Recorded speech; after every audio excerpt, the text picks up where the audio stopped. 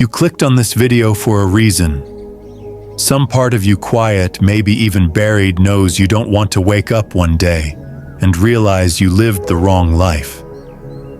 And here's the thing, it doesn't happen all at once. It's not one big choice that breaks you. It's slow, it's subtle. A series of tiny compromises, a truth left unspoken, a lie told just to keep the peace. It happens every time you shrink to fit, every time you stay silent to feel safe. Until one day you look in the mirror and there's someone staring back who feels unfamiliar. Not broken, just distant, disconnected. That moment, it's not fate. It's a pattern, a slow erosion of self. And Nietzsche, in all his intensity, he saw this. Beneath all his rage, beneath the sharp words and defiance, he was trying to say something simple. You'll either learn now or suffer later. But if you're here right now, that means there's still time. The first truth is this: no one ever taught you how to think, only how to obey. From the second you're born, the world starts molding you. Sit still. Raise your hand. Memorize. Recite. Obey. You're rewarded not for curiosity, but for conformity. And before you even realize it, your mind isn't your own anymore. You're not asked, what do you believe? You're told what's acceptable. You're taught what to repeat. Nietzsche called this the slow death of the individual spirit, the moment you stop being a person and start being a replica. Because the crowd doesn't care if you're right. It just wants you to agree. So most people grow up confusing obedience with intelligence. They learn to follow, to copy success, to do what's expected. But they forget how to question. And when you lose that, when you stop questioning, you don't just lose your freedom. You lose your sense of who you are. You become a character in someone else's story, performing a version of life that was never truly yours. And by the time that realization hits, the life you're living is already too full of things you didn't choose. The second truth: most people don't want truth. They want comfort. And who can blame them? Comfort is warm, familiar, safe. It feels good. Truth doesn't. Truth is messy. It's inconvenient. It demands change. And for most people, that's too much. So they choose reassurance instead. They surround themselves with easy answers, motivational quotes, echo chambers of opinion.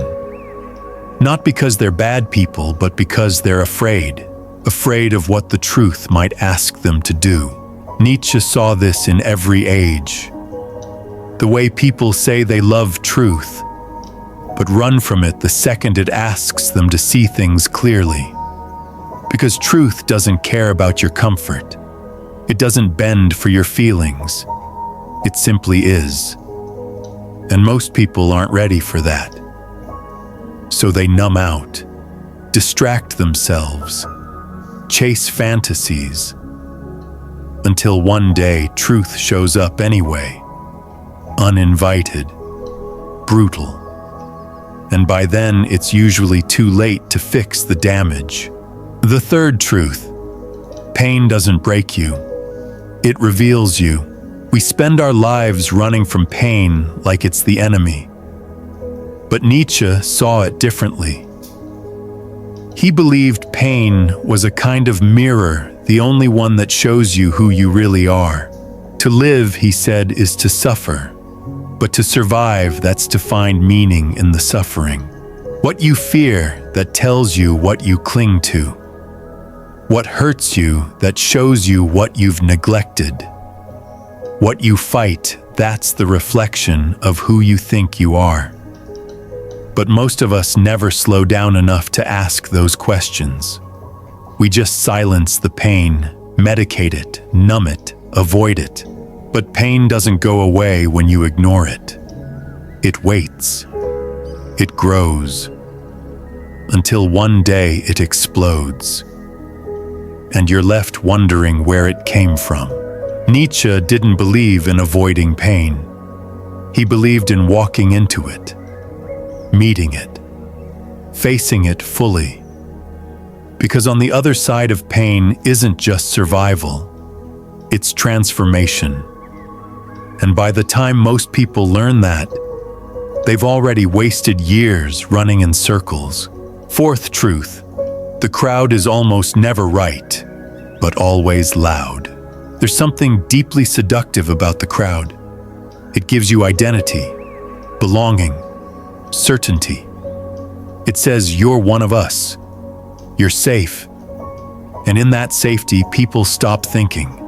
They start parroting.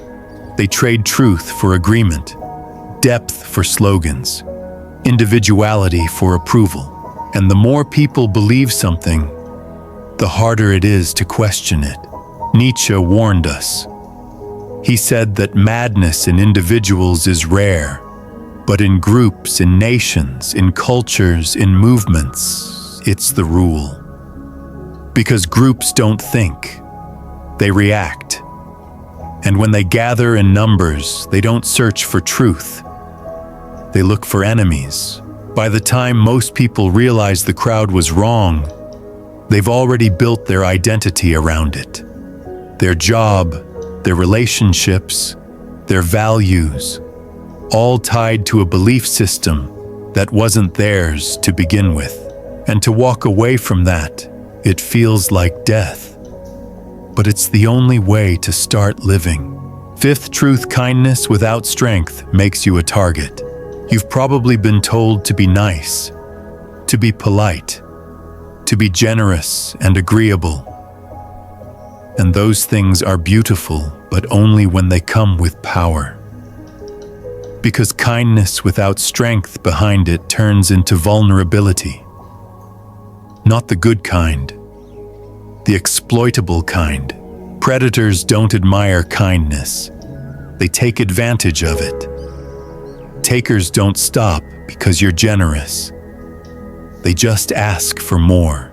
Nietzsche once wrote, "The weak are always forced to lie. Because when you lack power, you can't afford honesty. You silence your needs. You shrink your truth. You play small, all in the name of peace. But peace without strength, that's not peace. That's submission. True strength is being kind and powerful.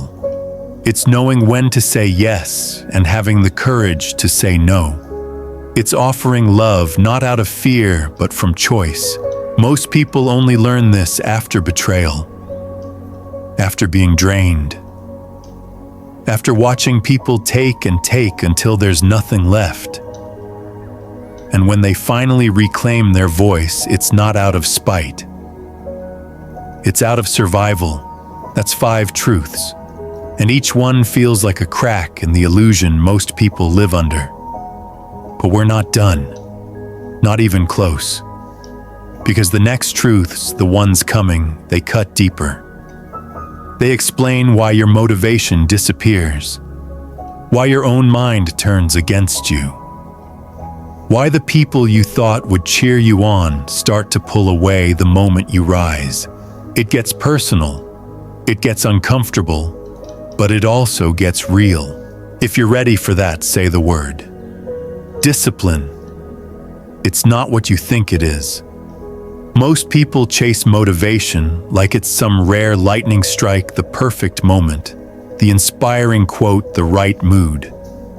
But that mindset, that's exactly why they stay stuck. Waiting for a feeling to make the first move. Waiting for energy. Waiting for alignment. But Nietzsche would say, waiting is surrender. And discipline, real discipline, has nothing to do with hype. It has everything to do with integrity. Think about it. You don't brush your teeth every morning because you're inspired. You do it because it's who you are, because it matters, because it's built into your rhythm. That's the thing Nietzsche understood. Discipline is identity. It's self-respect in motion. It's action that aligns with what you value, not what you feel. Feelings are fickle. They rise, fall, shift by the hour. But values don't need to feel good to guide you. They just need to be true. So when you act in alignment with your values, especially when it's hard, that's power. That's freedom. That's where stability lives. People say, I just need more motivation. No, you need more respect. Respect for yourself, for your vision, for your future. Because every time you break a promise to yourself, something inside you starts to whisper, I can't count on me. And every time you show up, even when it's hard, even when no one sees it, that voice starts to change. It says, we're becoming someone solid now, someone real. Discipline is less about the grind and more about the grounding. Not punishing yourself into action, but choosing action because you're no longer okay with staying small. The truth is, most people only understand this after years of missing their own potential. Not because they lacked effort, but because they didn't honor themselves enough to stay consistent. And when you start showing up differently, that's when things around you start shifting, including the people. Because the more you rise, the more you threaten the stories others built around you. Here's what most don't see coming. People will support you until you outgrow the version of you they're comfortable with. Until your transformation becomes a mirror for everything they're not facing. Suddenly the cheers quiet down. The group chats go silent. The energy shifts. Not always out of malice. Sometimes just discomfort. Your growth disrupts their stasis. Your ambition reveals their excuses. Your truth unsettles their denial. And that's when you realize they were never rooting for you. They were rooting for who you used to be. The agreeable one. The small one. The one who didn't shine too bright. But you're not shrinking anymore. That doesn't mean you've become selfish. It means you've stopped editing yourself to be digestible. And the moment you stop doing that, you lose people. But what you gain is yourself. It's hard. It's lonely at times. But it's honest. And honesty, as Nietzsche knew, always demands a cost. Because honesty doesn't just show up in what you say. It shows up in who you are, in the spaces you no longer tolerate, in the masks you start peeling off, even if people liked the mask more than they liked your face. And here's where it gets even more personal. The person most likely to sabotage your rise is you. Not because you're weak, but because you're unaware of your shadow, the hidden self, the parts you were told not to be, the anger, the jealousy, the insecurity, the selfishness, the raw edges you buried so deep they now run the show from the basement. Nietzsche saw this before it had a name. Carl Jung would later call it the shadow. But Nietzsche felt its pull long before psychology caught up. He knew that whatever you suppress doesn't disappear. It mutates. It leaks out in your tone, in your cravings, in the sabotage that shows up right after a breakthrough. You get close to peace, and then pick a fight. You get close to success, and then self-destruct. Not because you want to fail, but because your shadow's still unintegrated. And it doesn't trust peace yet. It doesn't recognize success as safe, because all it's ever known is survival. People think being good means being harmless. But Nietzsche would tell you strength comes from integration, not avoidance. You don't defeat the shadow by ignoring it. You become whole by meeting it, by listening to what it's trying to protect, by bringing it into the light. Imagine it like this. Your shadow is a child locked in a room, screaming not to destroy you, but to be heard. And the longer you pretend it's not there, the more violently it asks for your attention. Real freedom begins the moment you stop running from yourself. But that's not the only trap. Another one, maybe even more seductive, is this people-pleasing. It sounds kind, feels noble, like putting others first is the highest virtue. But behind that smile, that yes when you mean no, that nod when you want to scream, lies fear. Fear of rejection, fear of conflict, fear of being alone. So you become agreeable, pleasant, adaptable. But inside you're unraveling. Nietzsche saw this as a kind of self-erasure, the slow death of authenticity. Because every time you choose someone else's comfort over your own truth, you reinforce the idea that you don't matter, that your needs are negotiable, that your voice is optional. And the tragedy is this: the more you please others, the less they see you. They fall in love with your performance, not your person.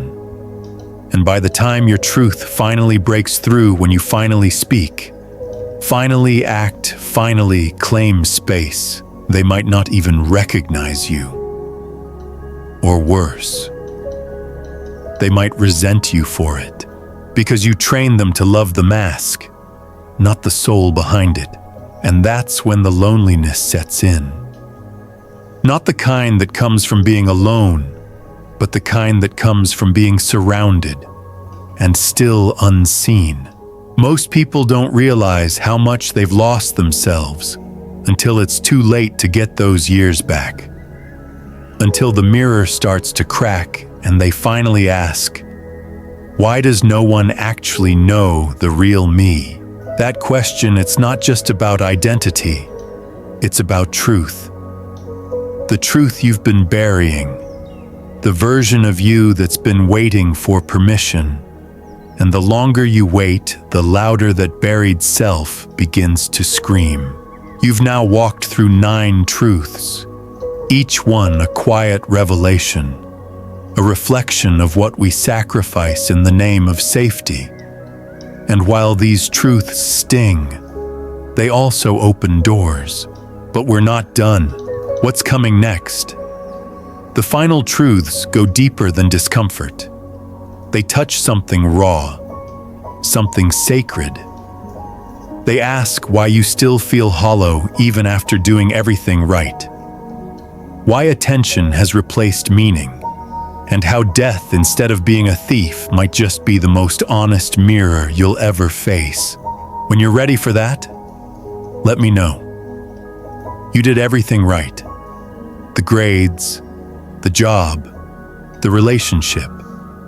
You followed the map society handed you step by step, trusting that fulfillment waited at the end. But when you got there, when the checklist was finally complete, all you felt was a quiet ache, a stillness that wasn't peace but emptiness. Nietzsche saw that long before most of us could name it. He understood that following the rules doesn't guarantee meaning. It only guarantees structure. And structure without soul is a hollow shell. You can do everything right and still feel wrong inside. Because meaning doesn't come from doing what you're supposed to do. It comes from doing what matters. Not in the eyes of others, but in the echo of your own being. Most people don't realize this until the silence gets too loud. Until their life feels like a stage play they've been cast in but never auditioned for. Until they whisper the question they've been afraid to ask, is this really mine? And the pain isn't just that they followed the wrong path. The deeper pain is that they never paused long enough to ask whose path it was. So they bury the ache, distract from the silence, scroll, binge, numb, repeat. Because stillness reveals the truth, and the truth is terrifying when you've built your life without it. That's where attention comes in. The counterfeit version of meaning. The quick hit. The validation. The illusion of being seen. Nietzsche would say, attention is performance. It's not connection, not depth. It's surface-level applause for a version of you curated to be liked. And the tragedy is, it works. For a while. The likes, the shares, the praise, they fill the space. Until they don't. Because when the spotlight fades, when the audience goes quiet, when you're alone, what's left? If the only time you feel valuable is when you're visible, then your worth is being outsourced. And no amount of attention can substitute for a life that lacks truth. Meaning is rare, sacred, quiet. It's not loud like fame. It's soft like alignment. It shows up in the work that no one sees, in the conversations that change you but aren't recorded, in the decisions that feel right even when they're unpopular. It's not a performance, it's a pulse. And you only hear it when you're brave enough to stop listening for applause. And then there's death, not as a thief, but as a teacher. Most people think death comes to take. Time people plans. But Nietzsche saw something else. He saw that death doesn't steal, it clarifies. It strips away the noise, the delay, the excuses. Because when you remember you're going to die, you start to remember what matters. He asked, if you had to live this exact life over and over again, would you? That question isn't poetic. It's surgical. It cuts through the small talk of your habits and exposes your patterns, your avoidance, your denial. And most couldn't answer yes. Because most aren't living. They're just continuing. Death doesn't wait for your schedule. It doesn't care about your comfort. It arrives as a mirror. And it doesn't ask if you were liked. It asks if you were true. And by the time that mirror is placed in front of you, it's not fear that hurts most. It's regret. Not for what you did, but for what you never dared to begin. So you keep chasing time. More time. But the truth is, it's not time you need. It's honesty. Because you can have decades and still die a stranger to yourself. And then, the final truth. Your freedom will cost you everything that was fake. Most people think freedom is ease, a relaxed life, a lack of struggle. But Nietzsche knew better. He knew that real freedom, the kind that rewires your very being, demands a death of its own. The death of illusions. The people who only liked the obedient version of you. The habits that made you numb. The patterns that kept you small. The applause that seduced your silence. You don't get to keep all of that and still call yourself free. Freedom isn't convenient. It's confronting. It's losing the stories you were praised for because they no longer match your soul. It's letting go of your role in the group, the family, the system, because that role was never who you really were. Freedom means saying no when it costs you approval. It means leaving spaces that once felt like home. It means disappointing people who thought they knew you. And most people aren't ready for that. They flirt with freedom. They get inspired by the idea. But when the shedding begins, when the masks fall and the mirror gets clear, they retreat. back into the comfort of what's familiar, even if it's false. Because the unfamiliar, even when it's true, is terrifying. But here's the paradox.